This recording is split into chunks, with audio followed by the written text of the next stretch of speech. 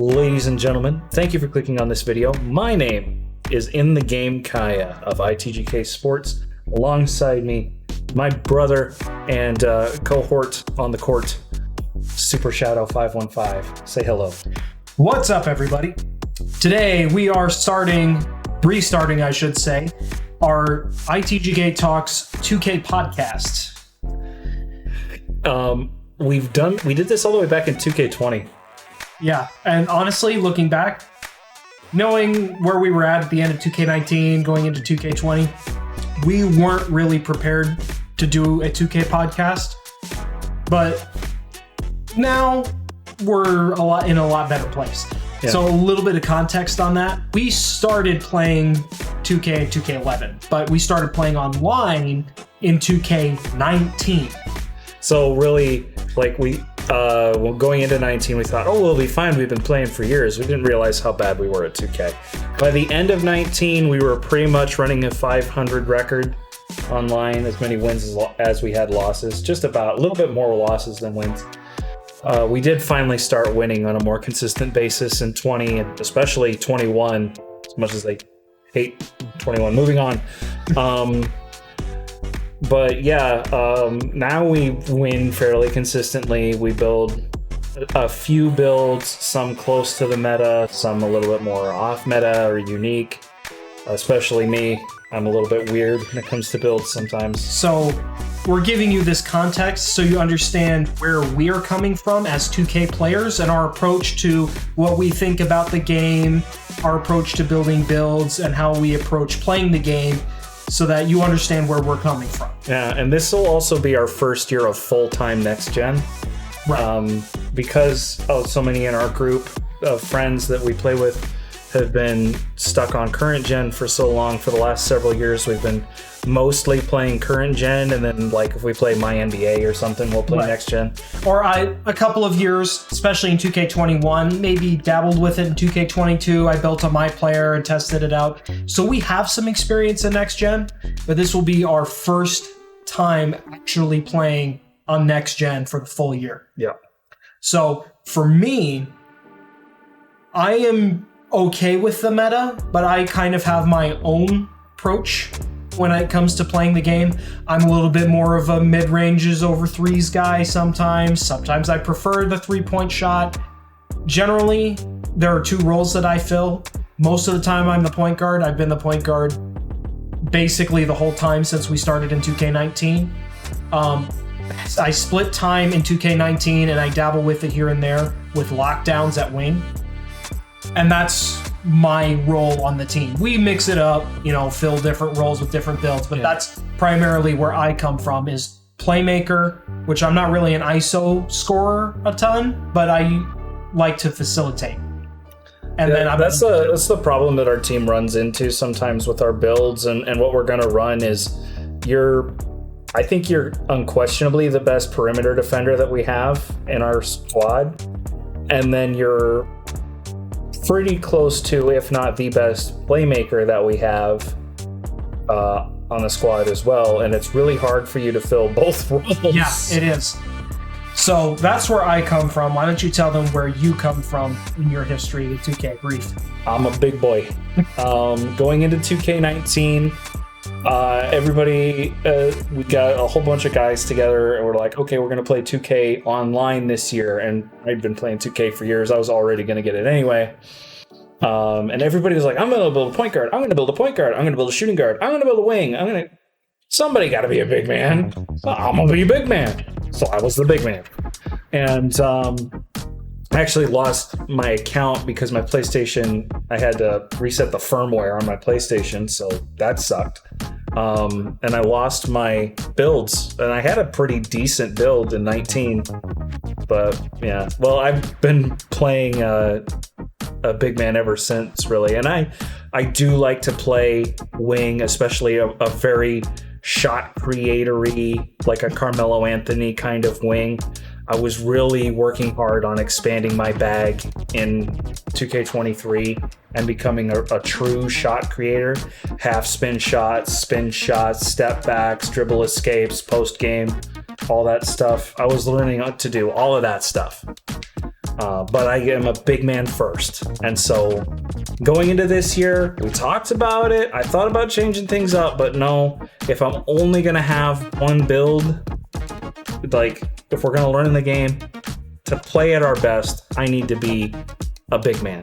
So I'm going to build a big man. And I'm going to start with a point guard. And we'll get to that a little bit later when we talk about our plans for 2K24.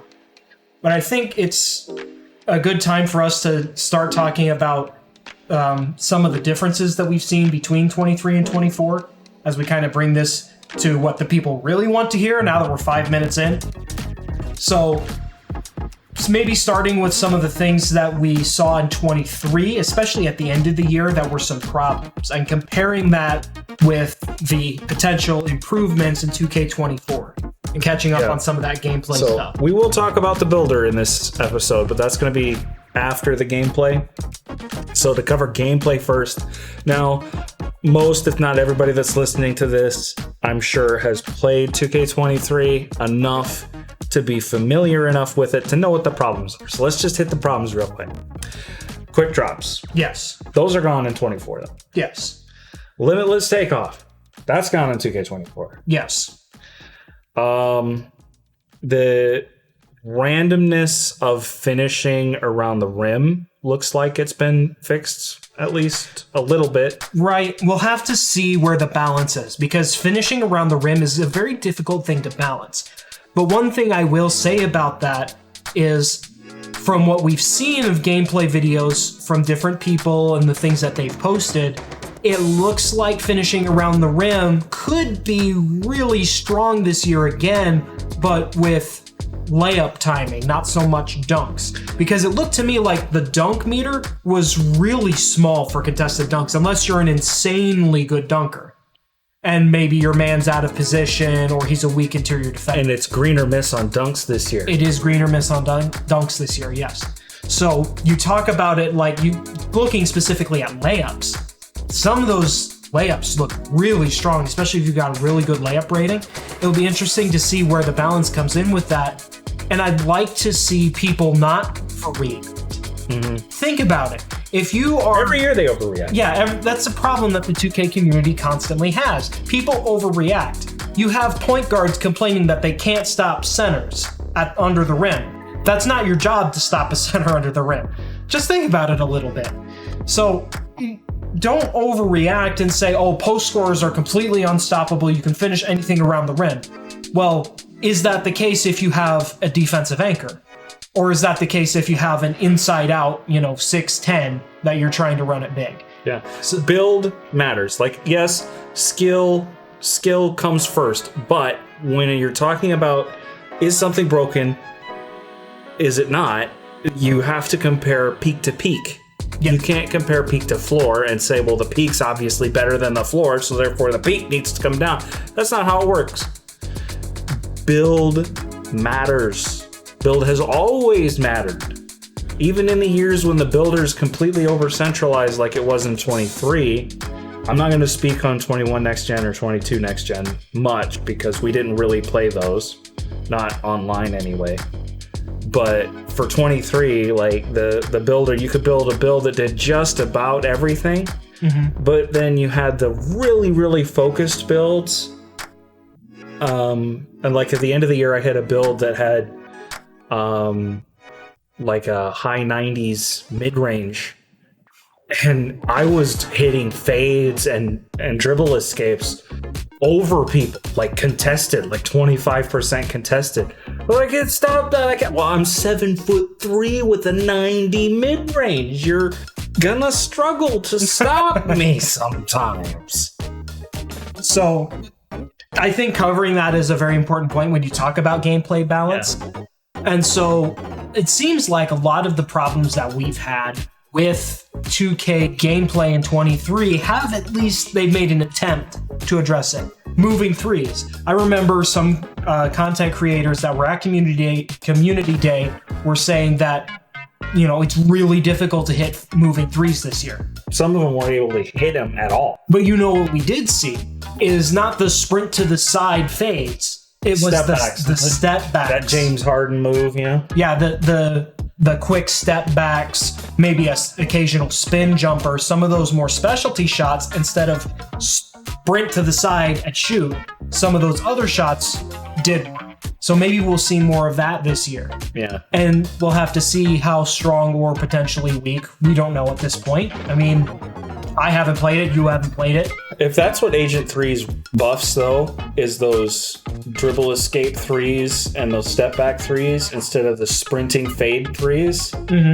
because those are far easier to guard than the sprinting fades. Yeah. So if that's what Agent 3's works on, that is a legitimate real world play style. Like, people talk about, oh, Simhead's this, Simhead's that. They always talk about the mid-range and the post game as if that's all there is to being a Simhead. Simheads means realistic. You know what's currently in real basketball? Step back threes. Oh yeah, it's everywhere. Everybody's doing step back threes. Joel Embiid is doing step back threes. Exactly. Everybody does it. So we'll have to see where the line for balance falls on that a little bit. Yeah. Is there anything else you can think of for 23 problems for gameplay? Just the tangibility of the ball has been a problem for a long time. I don't know if it's any better in next gen because we mostly played current gen 23 as well. The only thing I've heard about that is the blowout dribbles are the ball is tangible through that, or at least mostly. So it sounds like it's pretty easy to rip those. Yeah. I just want, like, yes, when 2K23 launched, just like when 2K22 launched, steals were too good. Yep. And they needed nerf, but then 2K over nerfed the steals. And now, because everything else that a defender has as a tool is so bad, now the defender can't do anything because all it had was overpowered steal. Yeah. Now that meant you could make really cheap elite defenders because you just crank up the steal and you're done. But so they nerfed that, but now you can't do nothing. And really, to me, one of the biggest problems, because you combine quick drops and limitless takeoff and slithery, you combine all of that together and you get players that are elite contact dunkers that you can't stay in front of. Or if you do, they might shove you to the rim and dunk it over. And that's something that seems to be improved a lot going from 23 to 24, is that driving contact. Because in 23, it felt like as soon as you took a step, you started to trigger an animation and you were just like, at that point, you were just gone. You might as well just oiled yourself up and just slipped all the way through the rim, all the way through to the rim. Yep. I came across that just last night. I was playing randomly, I've been doing this lately, Play Now Online, and some guy was using Ja Morant, and I could not stay in front of him. I'm using Michael Jordan, Scottie Pippen, elite perimeter defenders. They cannot stay in front of Ja Morant. Yeah, and this isn't like Ja with all the meta sigs. This is just plain out Ja Morant. And it happened once where he started driving. He was maybe starting to slip by Scottie Pippen, and then immediately triggered a contact dunk on Horace Grant, who's basically under the rim. And Scottie just got moved completely out of play, like he wasn't there. It's that kind of thing that I hope 2K24 has changed. It's not saying that you can't finish those. Those need to be layups. Yeah, or at least rare contact dunks. So, I think we've covered the 23 problems with gameplay pretty well, and quite a bit about the changes in 24. What do you think about some of the other gameplay changes that have been made in 24? Well, the layup meter looks really nice. I tried layup meter in 23. I did too. And driving layups were fine with the meter.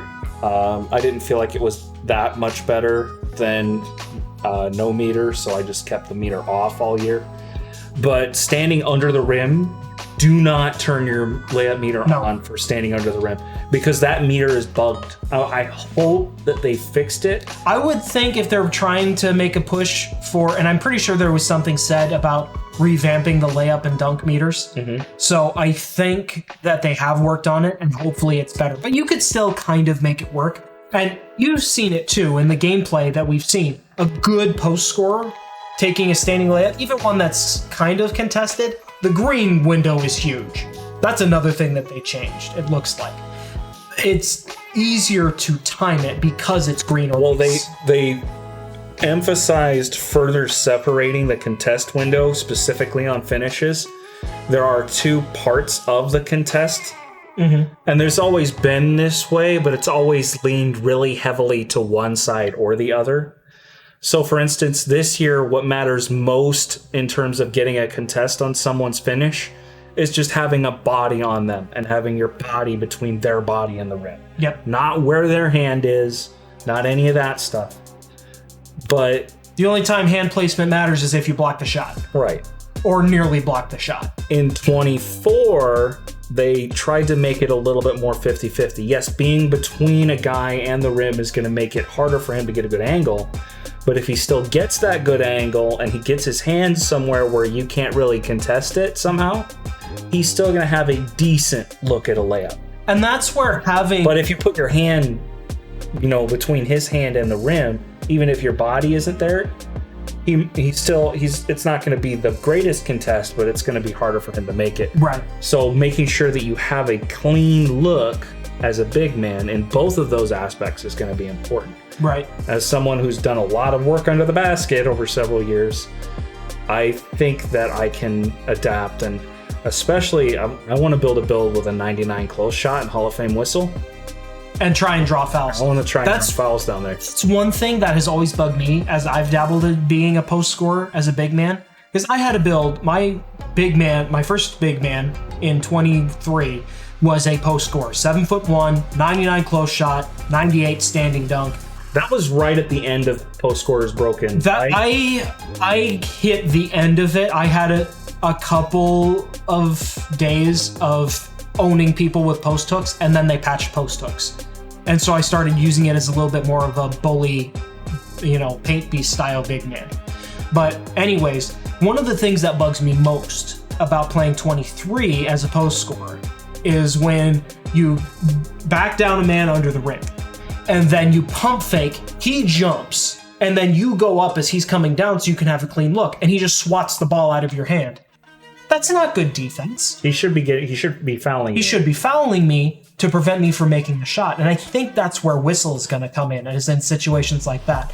Which means if you're in that position and you are a player that is good at using that kind of play style, it could be that whistle will help to rebalance that, and not that you get clean looks all the time, because I don't think that's balanced either, but it forces defenders that jump early or out of position to foul you, and you can still be somewhat rewarded by getting free throws, putting them in foul trouble, things like that. Even in a park game, I could see myself, as much as people jump at me under the rim, I'm usually the bigger big man. The meta for bigs has been like 6'10" and under since 2K20, and I'm almost always 7 foot or over. Yeah. Even in 21, I was playing drop coverage and help on screens as a 7'3". Yeah. I remember I was there for that. You were helping me out on the perimeter. Yeah. As I'm trying to guard speed glitching play shots, but that's a conversation for another day. But I'm usually a tall big man, or at least taller. And so they feel like, I think because they're shorter than me, they're weaker than me, they have to jump. They feel like they have to jump. And you get them to jump out of position and you can't be rewarded for it. Right, because I'm going to knock it off of their kneecap as they come down, or I'm going to get a terrible animation anyway, or I'm just flat up going to miss the layup even though they jumped and I go up and I'm up there clean. Now, when I'm double covered, I still do that. I have a bad habit of doing that. Oh, some guy comes down, I'm double covered. One guy jumps, I go up. Well, I'm still double covered, so there's only so much that can be done there. I'm not saying that I need to make every shot. So that's not the issue here. But I feel like I can get people to jump really consistently. Like, I've made a skill set out of this, and now I feel like I can be rewarded for that skill set. Right. And that's what I'm looking forward to. The other thing that I really want to do is the rebound. I haven't seen any gameplay on this because it's all that I've seen right now has been the quick play stuff. I haven't seen any rec footage yet. Right. But they talked about in one of the gameplay things, when you jump up for an offensive rebound and you get it, that I pride myself on my rebounding ability. You jump up for your offensive rebound and you get it, you can branch from the rebound straight into the putback instead of having to go for the putback immediately. And I trained myself to not go for putbacks very often as a standing finisher, because you usually get really bad rebounding animations with that. And as a driving finisher, then the putbacks are much better. You get so many more animations. It's so much better as a driving finisher. But as a standing finisher, just don't go for the putbacks. Yeah. But I think I could do that this year as well, where I'm usually the best rebounder on the floor. Of course, I'm usually taller, so that helps. But to get that offensive rebound and put that back up and in, I want to see how effective that is. And one of the first builds I was going to build was the Moses Malone build. Yeah. I am... let's save that for later, because we were going to talk about the builds we were going to build later on. Yeah. Do you have any concerns about 2K24 gameplay from what you've seen? Now, you haven't seen as much as I have, but... Right. From what I've seen, some of the concerns that I have, I'm concerned that floaters are going to be a little bit too good, potentially. Because from what I've seen and heard, floaters are insanely good, and it doesn't take that much. Like, of course, the builds that I've been theorizing, building in the 23 builder, based on what we know about 24, get like an 88, 91, whatever driving layup. But you look at a lot of the template builds that just got dropped, a lot of those have high driving layups and close shots too. So it could be that a lot of builds, if they do go for a layup and they're thinking about that, are going to get the Hall of Fame float game badge. Which, if floaters are that strong, could it be broken? We'll have to see, because we've only seen snippets. Well, here's the thing about floaters. As a guy who plays rim defense all the time, you don't play rim defense by standing in the tiny little circle under the rim. Right. You don't play in the restricted. That's how you get floated. Or dunked on by strong finishers, because you're too far under. If that's how you play rim defense, stop it. Get some help. And I don't mean help defense. You're the help defender.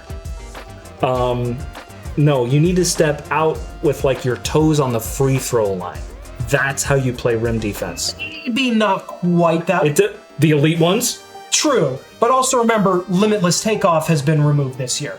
So you maybe don't have to step way out to the free throw line, because especially if you're a bigger, slower center, you're going to struggle to turn the corner and get laterally, right, to move laterally to stay in front of him, or cut him off at an angle to cut off his driving lane if he does start to get past you. No, so, you're right.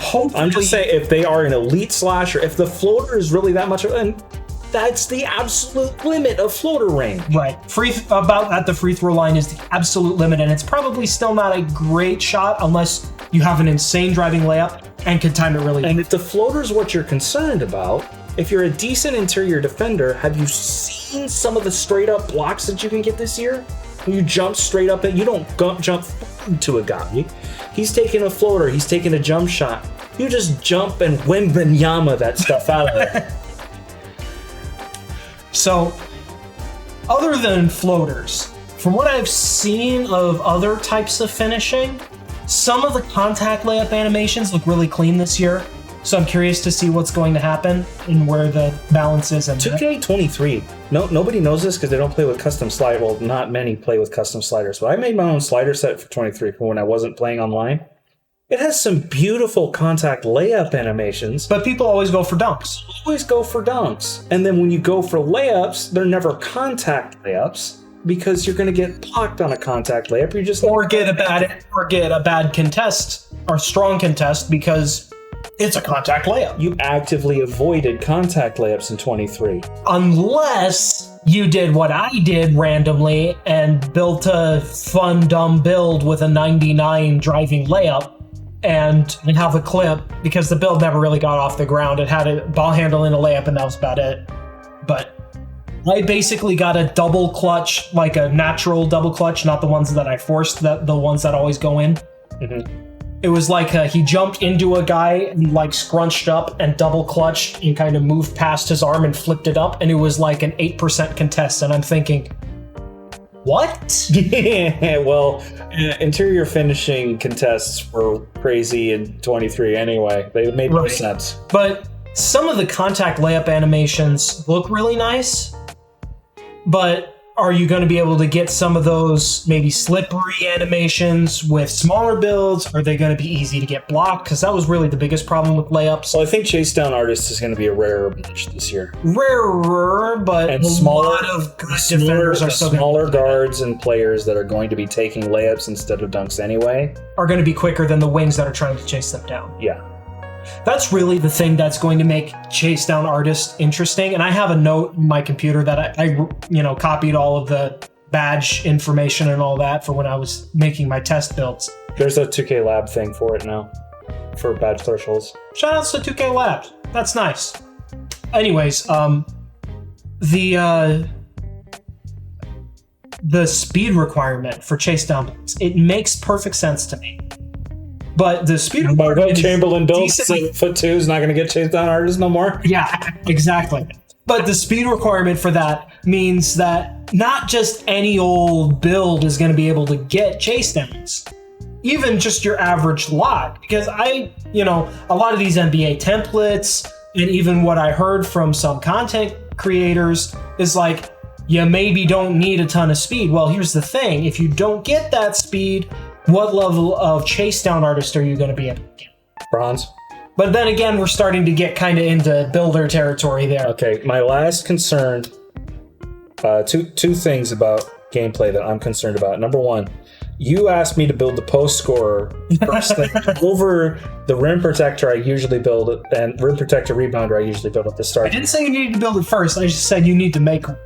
Because I watched some post scoring gameplay from Community Day.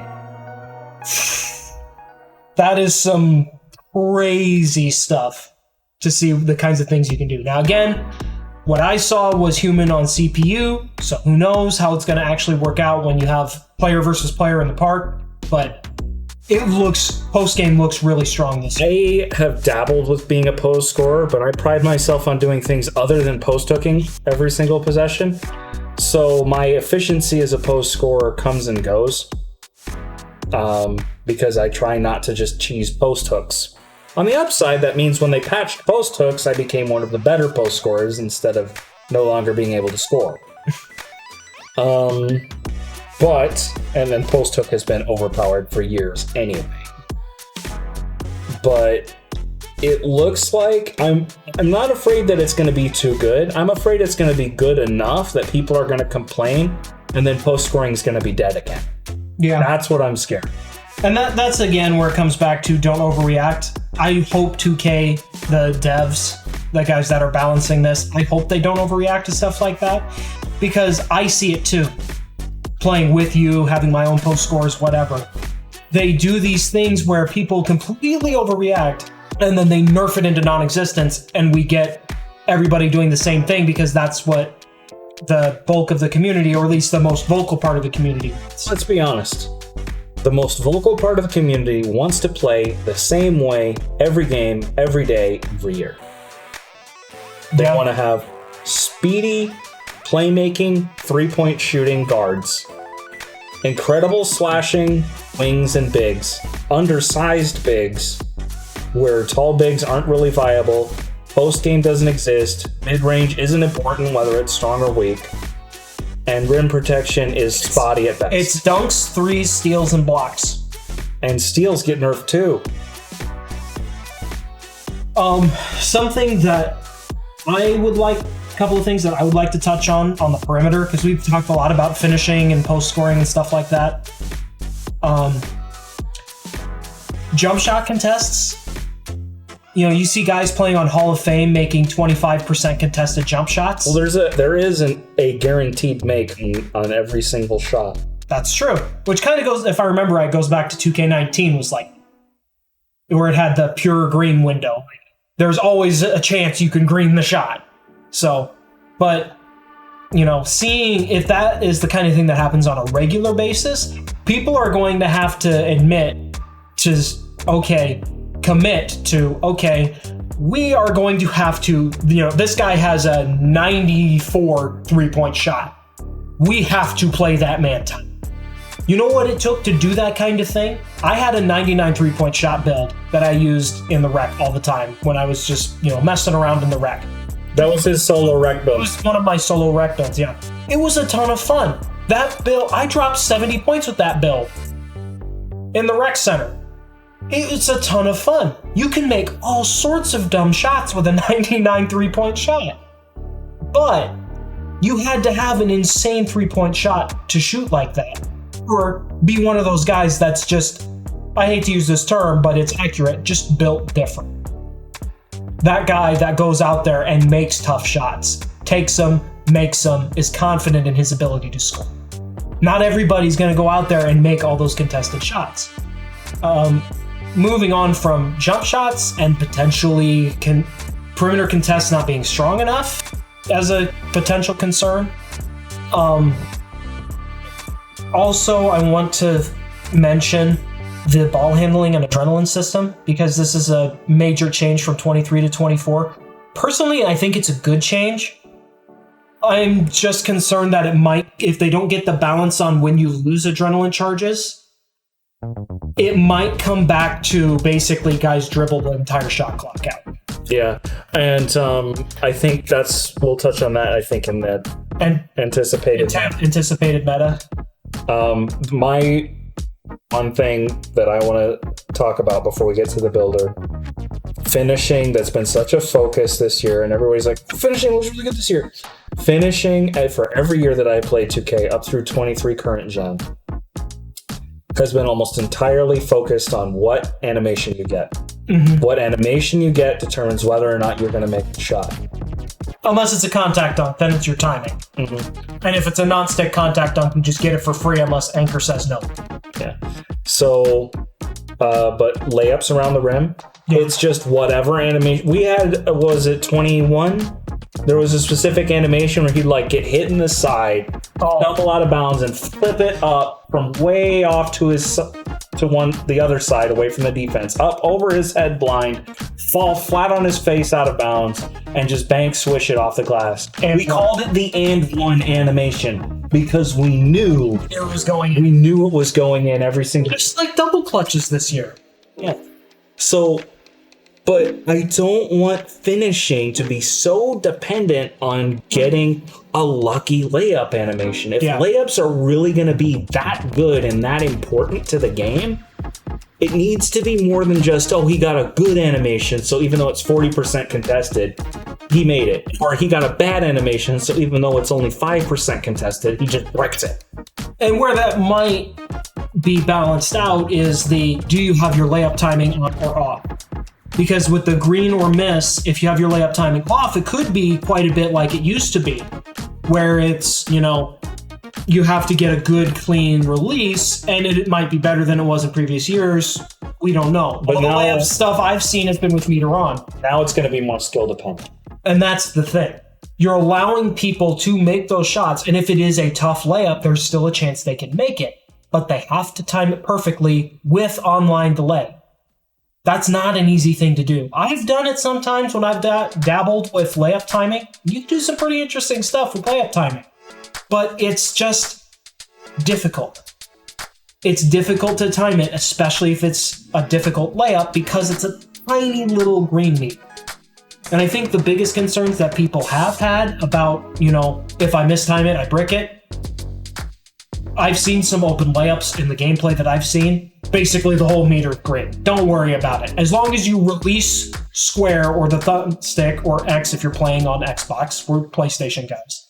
As long as you release your shooting button or thumbstick sometime during the animation, you'll make it if it's open. Mm-hmm. Also, you did know that if you turn your layup meter off, you get a wider green window on your layups too, right? I did not know that, but that makes sense. I'll probably have it on, the layup meter on at the start of the year. Yeah. But I could definitely see myself turning it off. Low key, as I learned to use the dunk meter in 23, I realized that I was better at timing my dunks with the meter off than with the meter on. Yeah. As weird as that sounds. That's not me. I always look at the meter for my dunk sticks, but you know what? You do you. So I think we've covered gameplay pretty well. So, the builder information got released today. Yeah, and this is probably what a lot of people are interested in. I know I've been dying for the builder information. What are your initial thoughts on the new builder in 24? It's not as nerfed as I thought it was going to be, believe it or not. Same, honestly. I thought they would take another 22 to 23-esque step in nerfing the builder. I think... Looks very similar to 23. It does. I think it's more the badges that have been changed, and that's the big thing. The changes to the badge system this year is huge. Well, the other big change that they made was specifically in that 6'8 to 6'10 range, the level of ball handling you get. And then when you get to taller builds, the level of shooting you get with longer wingspans. I think they really cracked down this year on those 6'8 and up builds that people make so much. Because in current gen 23, and I assume it was the same in 23 next gen, you could build a 6'10 or whatever big man with max wingspan and get all the defense you want and still have your choice of getting a crazy driving dunk or an over 80 3-point shot. Now, if you do that and you max out the wingspan, you're looking at a low 70s 3-point shot. Still hittable. Still hittable. Still very hittable. If you shrink the wingspan... I was hitting with a 65 at the end of 23. True. If you shrink the wingspan, you can still keep your jump shot in the low to mid 80s. Maybe even, depending on your height, into the high 80s. But at the same time, you're losing finishing ability. You're losing defense ability. I think the wingspan changes, and it's something that we had talked about before. I thought they should do more with the, physical selections, height, weight, wingspan, specifically weight and wingspan. And I think they did a little bit of that this year, where there are bigger sweeping changes depending on what your weight and wingspan are, not just your height. Mm-hmm. Yeah, the problem with the 23 builder is half the attributes on there didn't matter. Interior defense didn't matter. Speed didn't matter over 70 or 75. Acceleration didn't matter over like 80. Acceleration basically didn't matter at all because you had quick first step. Yeah. Now, if you want speed booster, you have to have acceleration. So it's a requirement to get that. Strength didn't matter unless you were going to play in the post or go for rebounds or set screens. Yeah. So unless you're a big man, it doesn't matter. I still think there was and this might just be me, my thinking on this. I feel like there was maybe a thing, and this goes back a few years of my experience, of guys that were stronger could finish better around the rim, even, in contact dunks and stuff like that, could trigger more of them. I remember playing 2K22. I had one of those facilitating finishers that barely got contact dunks. And I was playing with a Glasher that got elite contact dunks. He couldn't dunk on the same guy that I turned around on the same possession and dunked on. Maybe it's just me thinking that, and I have no idea if that's accurate. But anyways, that's in the past now. I digress. A lot of those physical attributes are tied in with other things. You want to get bulldozer. You want to get physical handles. You want to get brick wall, which brick wall is already one of those requirements. You want to get some of these more physical badges, you need strength. You want to get speed booster or what's it called? The get open badge, off ball. Those require acceleration. And chase downs requiring speed. All those kinds of things make those attributes important to get to specific levels if you want to get those badges. I also like that they tie badges to stamina. Yeah, I thought that makes sense. Because stamina has always been this thing where it's like, well, how much do you need, like, bare minimum? Yeah. Unless you're a point guard that's going to dribble for 25 seconds every shot clock, you don't need the 99 stamina. Or maybe you're the lockdown that's chasing them around. Maybe then you need the 99 stamina. But yeah, I thought that was interesting too. I think a lot of people are going to get stamina for things like handles for days, 94 feet. Specifically, those two badges I can think of. Point guards are going to want it for handles for days. Locks are going to want it for 94 feet. Stamina is important. If you want to get those kinds of badges, you need it.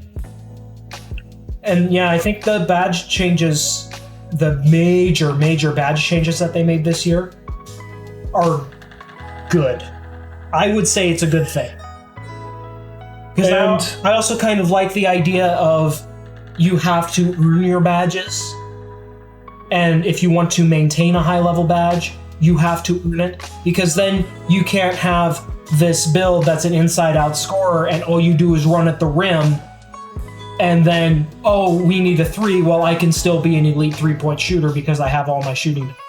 If you don't have that balanced approach, you're going to lose one side of your game or some aspect of your game. By the end of the year, a little bit of that will come back with the floor raisers. That's because true. People will just lock up, raise the floor on those badges that they don't use as much. That's a good point. So that they have those tools available. Yeah, I can definitely see to people about those. To people who properly play the game and use their build the way it's intended through the whole game instead of just doing the same thing over and over again, they will keep all their badges at a high level and they won't need the floor raisers. They can use them in other areas. And I think the whole idea of this is so that you can have the same attributes on one build to the next, but the build kind of molds itself to your way of playing. So for example, you have a high layup rating. There's half a dozen different layup badges for, Slithery, Fearless, the Scooper badge, Giant Slayer, Bunny, Two-Stepper. Like, there's so many. That's already 6, and I know there's more. Spin Cycle. That's already 7. There's probably more yet that we haven't mentioned. Bulldozer helps. Bulldozer definitely helps. But you talk about all of these badges, and say you don't do Euro steps, you don't do hops, you're a spin layup, and maybe a float. We didn't mention float game. You may be a spin layups and floats guy. So you go for floaters or spins, and then other than that, you're taking mid-range pull-ups or your, stop and pop 3s. That means you can't just randomly decide, oh, I'm going to go for a hop. You don't have that badge, you haven't been using it. Yep. But if you don't ever use it, you don't mind not having that badge. Yeah, and with the floor raisers, although a little bit of that, I can do everything and fall back on a badge that I rarely use at the end of the game because I just happen to have it. A little bit of that's going to come back, but there's only 18. 9 gold and 9 silver. There's 77 badges. So you still have to pick and choose. Yeah. And are you going to have a floor set on something that you use all the time? Probably not, because you're using it all the time. You don't need it there. And remember, as a disclaimer to this, once you set it, it stays there. So make sure you make a smart decision for you. We're not going to tell you how to do it. Make a smart decision for you about where to put it. Yeah. It was also mentioned, watched Laker fans video breaking down finesse slashing versus power slashing. And he came to the same conclusion that I did, that ultimately being a finesse slasher gives you a higher ceiling. It being you're faster and all of those advanced tools like the advanced gathers and things like that, you still have access to that. And then you don't have to invest nearly as much in things like strength or whatever you need to get things like bulldozer and physical handles and stuff like that. And ultimately, I think he's right. But I will point this out. I don't think that making physical slashing the meta was the idea. I don't think they were even necessarily trying to make it as good as finesse slashing. They want it to be an option. I think they wanted it to be a counter to the zero strength builds that have been so common for years now. Yeah. Because people have been building builds with zero strength since 2K20. They go with back then it was the all purple physicals pie chart. Yep. Just all speed and then agility, no strength whatsoever. Got a point guard with a 45 strength. Yeah. Maybe. Big men, same way. Yeah. People. Why do you need strength if you're not facing a post scorer or trying to score in the post? Got even worse when they made the freeform builder. Like, why do I need this strength? I can do so much without it, and I save so much room on it when I'm not really going to use it. Like, that it doesn't matter, but it's still more efficient to build your build with a low strength. But if you build a build with a low strength and somebody has strength, now they can punish you specifically because you don't have it. They're not instituting a new meta. They're instituting a counter meta. Yeah. It's a way to beat the meta. And by instituting a strong counter meta, it helps diversify the meta. You keep the meta from being the way you have to play the game. Yeah. That's 2K21 current gen, that meta was so defined you had to play the game a certain way if you wanted to win. Yep. And the meta has been very strong every year since 21. Yeah. In 22 current gen, we did see a bit of a counter meta. We had this discussion the other day. And that's why I like 22 so. Yeah. You saw, like, there was your typical play shots and glass cleaners, but you did see some facilitating finishers. You did see some two-way, whatever builds. There were counters to the meta, and there was a bit of diversity. But still, most of the community at point guard, anyways, most of the point guard builds were play shots. So there was still a strong meta, but there was a counter meta that helped to diversify the game. And that's all that I want. I want diversity. I got tired of playing against play shots every game all year in 2K21. By the end of 23, it was starting to feel the same way. With inside-out scores. Everything was an inside-out score. I could imagine 21 next gen would have drove me nuts too. Oh, yeah. Because that was everything was a 6-7 or a 6-8.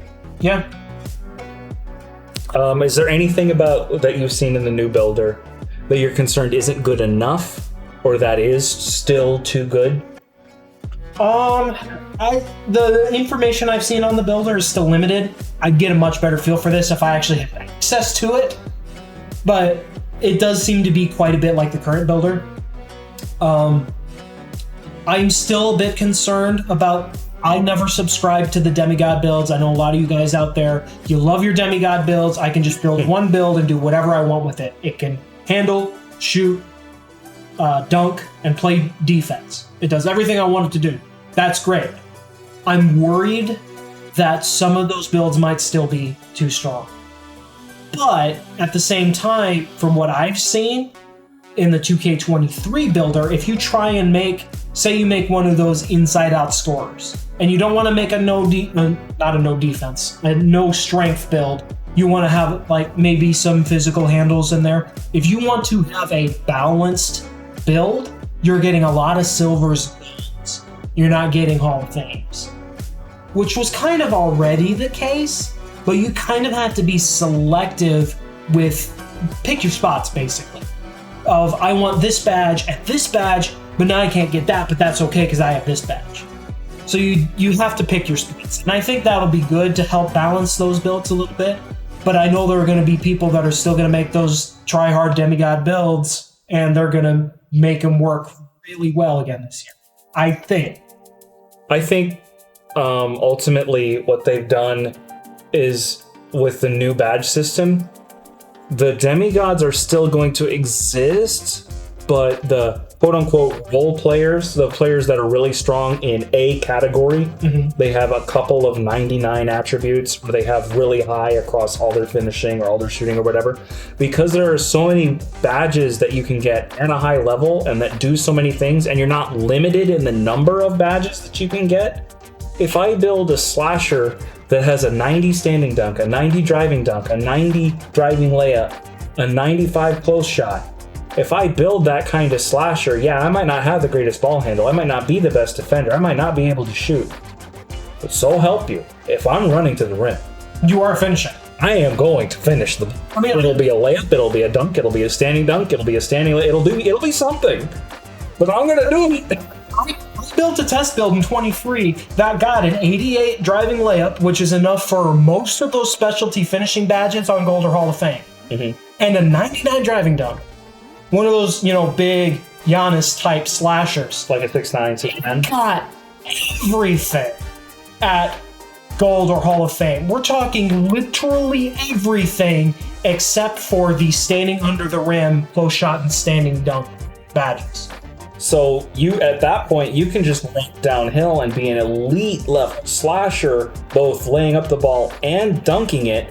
And yeah, you're not going to be as good of a ball handler or as good of a shooter as a demigod build, but you're going to be so much better of a slasher. It's going to set you apart. Yeah. And that's going to be the same thing for blocks, for sharps, for pure playmakers. I'd like to see pure playmakers make a comeback this year. I think they might. Maybe. That would be above 90 and 3 playmaking aspects. Yeah. Some of the template builds are pretty close to that. The LaMelo Ball is basically a pure playmaker. Kyrie, his pass accuracy is a little low, I think. Yeah, Kyrie, I think, was pretty high. You could go with maybe a Josh Giddey, if that's your thing. Don't do that. Or it was a bad build. Customize it, maybe. Customize the Josh Giddey. Don't use the Josh Giddey. Nothing against Josh Giddey. No. It's not a 2K online build. Josh Giddey is a good player. His build is not good. Shout outs also to the Austin Reeves build. it hits mid ranges. You need the 99 mid range. What's 2K doing here? I want to see that 99 mid range in the Austin Reeves build. Anyways, yeah. So, what do we think the meta is going to be for 2K24? You do guards, I'll do bigs. What do you think guards are going to be doing? I think a lot of the guard you're going to see again kind of 2 different camps, which is what we ended up seeing towards the end of 23. At least in current gen. Again, my next gen experience is limited, but I assume because the builders were the same that it was a similar idea. You saw a lot of the 6'7", 6'8", 6'9" inside out scorers, and you saw a lot of the 6'1" to 6'4" 3-point shot creators or shot creators. I still think you're going to see a lot of that, especially early on, because anybody that's played the game multiple years knows this.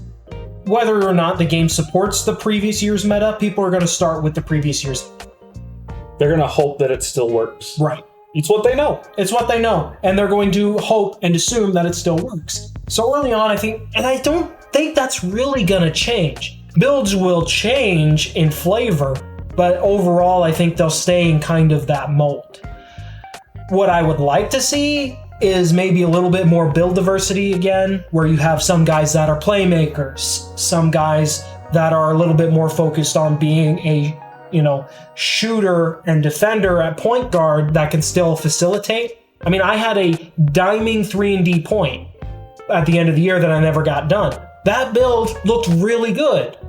Maybe I could build it again this year, and it would be a great facilitator, utility point guard build that still gets a 92 3-point shot. Maybe that's your thing. But I think that it's going to stay like it is currently, at least in current gen, with the shot creators, the shorter shot creators, and the taller inside out builds. So you think you're going to see a little bit of both of those? Yeah, I think we're going to see some of both like we did this year. So now let's get into the big man meta then. Me personally as a big, what I expect to see is less stretches. You'll still see plenty of them, believe me. Especially as many guards love to isolate and just play 3-out. I'm talking specifically 3v3 meta here. Right. And I was talking a lot of the same in talking about the point guard meta. I think you're going to see some stretches, maybe even closer to 50-50, but you're going to see a big resurgence in the screen setters and lob catchers for one major reason. Because of the way adrenaline works and the fact that adrenaline affects your shooting ability this year, guards are not going to want to get bumped. They're going to have some guards are going to have trouble getting space on their own for 3-pointers. And so a screen and 3 meta is kind of what I'm anticipating. So bigs with like gold brick wall and gold aerial wizard. And that's an interesting one when you talk about that, because in order to get that level of brick wall, you have to have a really high strength rating. I mean, I think it's a 92 off the top of my head. I might have that wrong. But it's 99 for Hall of Fame. Yeah. And I think that's one place where they will economize. I think most are going to run either silver or probably gold aerial wizard, where it's not quite that 99 rating that's so expensive. You mean brick wall? You said aerial wizard. For brick wall, yeah. For brick wall, I think the 99 strength requirement, I think it's a little too expensive for some big men to really run that on their build. And especially if they're trying to be more than just a downhill catch lobs kind of guy. If they want to have a very well-rounded defense, or if they want to have a 3-point shot as well, or something like that, they have to economize somewhere. And I think that strength rating is something they'll cut back on. So I expect gold-ish brick wall on bigs, and a 3 and screen meta, which means I will be able to play drop coverage as a center again. What if instead of screens, basically pick and drop for a bailout lob option? What if it's relatively heavy, shorter wingspan bigs that focus a little bit more on shorter wingspan for better shooting, and they run a pick and pop kind of game? They're going to struggle to get stops and rebounds on the interior against the bigs that are the more traditional under basket or screen and roll bigs. But again, that's counter to each other, so the pick and fade is going to still be a thing as well. But the thing about pick and fade is a little bit more, it's more efficient because you're more likely to get threes out of it, and it keeps the rim open for the guard. But if all you're trying to do is get threes, it reduces space on the perimeter if you're refusing to drive. That's true. I can see where you're going with that. But at the same time, you look at having, could there be both? Oh yeah, I could see both. But I mean, balance of both, to where some people, a decent chunk of the community is going to build a pick and roll big, basically a lob threat, and some are going to build the poppers, and they'll either be spacing the floor or setting screens and, popping outside. It'll depend on the guard if they decide to run a pick and fade. But I think mostly you're going to see pick and roll because of the efficiency of that offense. There's a reason that bigs that couldn't shoot but set really good screens were the meta for 2 years. 2K20, 2K21, I think that kind of a meta will come back, at least at first. The ISO 3 out is still going to be a thing, and they're going to struggle against each other because they're not really well tooled to stop each other. Is part of that, though, the reason why those builds were so popular in that time? Because the popper builds weren't all that good at that point in time? I mean, 2K20, there was a whole counter meta built around a red-green. Yes. But especially in 2K21, where we saw it even more, those pick-and-roll bigs, those guys, there wasn't really a good shooting big option unless you went, all green. You're missing something, though. You actually admitted it. In 2K20, it wasn't the meta to have the 3 out. That was the counter meta. 2K20 was far more balanced about that kind of thing. That's why the counter meta was able to exist. But instead of building pure green stretches in 21, they ran pure reds because it was more efficient. Maybe it'll be closer to 60-40, but I heavily believe in the pick and roll thing. Okay. There will be pick and fade, there will be ISO 3 out, but I think you're going to see mostly pick and roll this year. Okay. We have our variances of opinion on this, but you're the more experienced big man. I'll take your word for it. It's ultimately going to come down to how well are guards able to create for themselves and manage their adrenaline. Because if they can create for themselves fine and manage their adrenaline fine, ISO 3 out might be coming back for another year. Yeah. We'll have to see how things shake out. So we didn't really talk about wings. I think we'll kind of cover this briefly. It's kind of like shooting lockdowns every single year since 20. Either shooting lockdowns or the bigger inside-out builds that I was talking about guard. They'll just run 2 of those. it's always been that kind of thing. They're either running two of the same build at guard and wing, or it's a scoring guard, a lock, and then the big. So I think really you're looking at more of the same. Fortunately, lockdowns have a tendency to get forgotten between the two of us because you're usually the point guard and I'm usually the big man. And yes, you've played lockdown, but that's not really what we do. And other than point guards, like bigs and blocks have a tendency to get shafted a bit by the community because everybody's a point guard in the 2K community. Like 55% of the community is a point guard. Well, the best scorers, because point guards are the best ball handlers, they're the best scorers. And if you have a build that can, like, look at the 3-point shot creators this year, the quarter builds. They can handle, they can contact dunk, they can shoot threes at an elite level. They're also the offensive engine and the center of attention. And who doesn't want to be the center of attention? Yeah. Okay, so before we close out, we'll just quickly go over 2K24 drops 7 days from now. Technically, for us, it's was it like late Thursday? Yeah, it's midnight Eastern, I think. And so we'll get it before, because we don't live in the East Coast, so we'll get it before that. We'll get it sometime Thursday.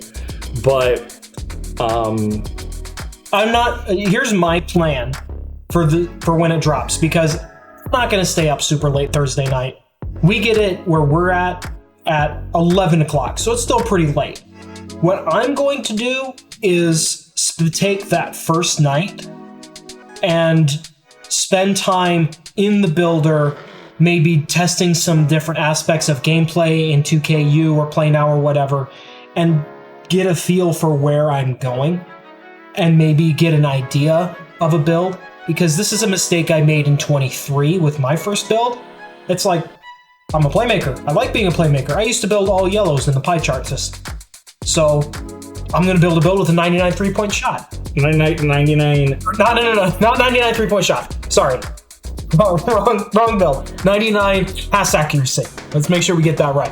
My first build of 23 had a 99 pass accuracy. But by the end of the year... the build was useless because it could barely score and it couldn't play defense because I didn't know what the threshold for being able to play defense was.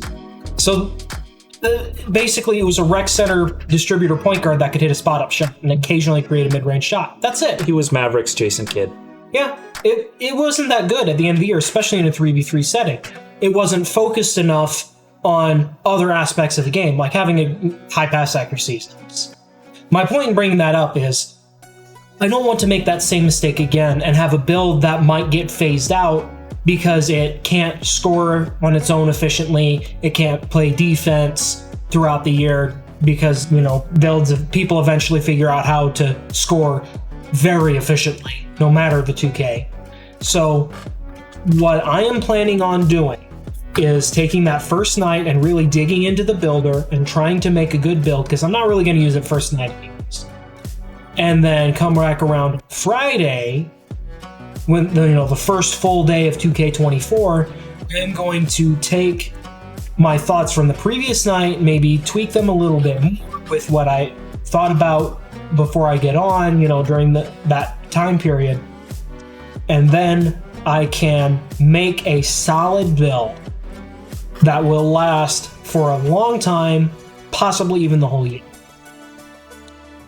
So that's my mindset going into 2K24. I don't want to rush my first build. So my first build that I'm looking at, honestly, the best way to describe it, and this might change, but the first build I'm planning on making right now is basically Allen Iverson. Short, super quick. We're talking, 90 speed, mid 80s speed with ball, 97 ball handle, I think it was. Of course, this is based off of the 23 builder, not the 24 builder, so this is going to change a bit. But it has an insane layup rating, an insane mid-range rating, and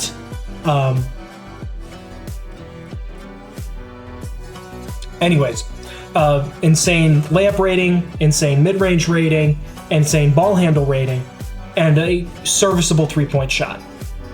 My idea is I want to be one of those shifty, slippery, score 2 points in any means kind of guys. And because I'm going to have a really high mid-range shot, I can still get some of those other spot-up shooting badges, like open shots and catch and shoot at a high level, and it'll help carry my 3-point shot.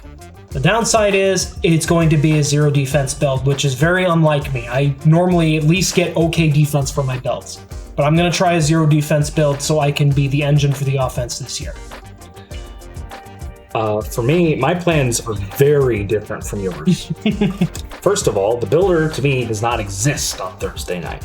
I will not be getting into the builder. I will not be building a dud build and looking at thresholds or any of that. Which we won't need to do because I've been told we're going to get like animation thresholds and stuff like that. So you don't have to build a dud build to figure out what the thresholds are before you finalize your first build, which is something I said I was going to do and didn't do in 20. Instead, I'm going to play now against the computer on Thursday night on at least Superstar, if not Hall of Fame difficulty, and get used to how the game plays. Figure out what play styles I like from some of the NBA players on the roster. Just feel the game. What is good? Put post fades, post hooks, post moves, dribbles, shooting, dunking, layups, put it all through its paces, at least against the computer, and see what I like and what feels good in the game. Get an idea for what I need for my build. And then Friday, a little bit of Play Now Online. Again, testing it this time against the community. Starting to look into the builder, starting to craft my player. Probably going to build a post scorer first, ultimately, because it looks like the post game is going to be really good. The last time I tried to build a post scorer first was 22, and that build, although I used it through the whole year, ended up not actually being that good. It was 22 current gen. Built a blue-green split pie chart. Then by Friday afternoon, the time the guys are getting off of work and getting home, and we're getting ready to put our builds together and play together for Friday evening, then I'll have my build finalized and ready to go by Friday afternoon or evening by the time everybody else is on. But yeah, I plan on actually playing the game first. And that's not a bad idea. I'm not going to talk about it too much right now, but I have a project for 2K24. First of all, I plan on playing a little bit of every single mode, except for my team. I can't afford to play my team and the park. And if I'm going to play one, it's going to be the park, so I'm not spending money on my team. But other than that, my NBA modes, Play Now Online, I might try the W.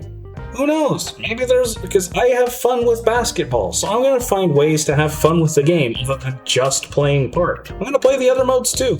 I learned a lot playing the modes that weren't my career park in 23, and I think I can do a lot in 24.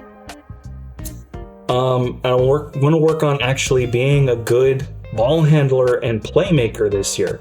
I worked on expanding my shot creation game outside of the post into the mid-range in 23, so I want to work on my ball handle and distribution ability in 24 so I can be a much more complete player. That's ultimately what I want to do. But yeah, probably post first. Anyways, that's kind of my plans.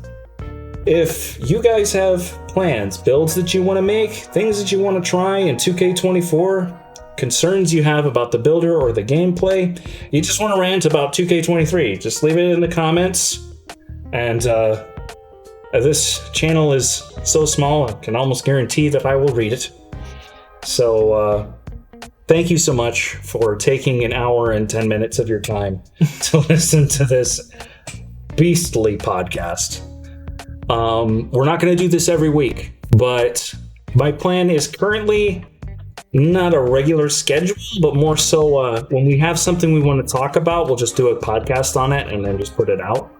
And we're not here to cover drama or anything. It's just gameplay. We're here to talk about gameplay. We're here to talk about builds. We're here to talk about the meta and projects that I have on 2K24, like my massive massive project that I will announce probably at our next podcast where we talk about our initial impressions after opening weekend. Yeah.